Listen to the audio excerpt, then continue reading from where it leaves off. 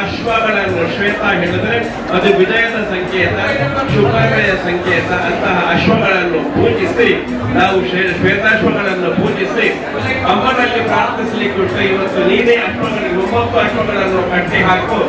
ನಾವು ಯುದ್ಧ ಮಾಡಲಿಕ್ಕೆ ಬರ್ತಾ ಇಲ್ಲ, ನಾವೆಲ್ಲರೂ ನಿನಗೆ ಸೋತು ಸುಳ್ಳ ಹಾಕಿ ನಿನಗೆ ಶರಣಾಗತರಾಗಿದ್ದೇವೆ ಎನ್ನುವ ಭಾವವನ್ನು ತೋರಿಸುವುದಕ್ಕೋಸ್ಕರವಾಗಿ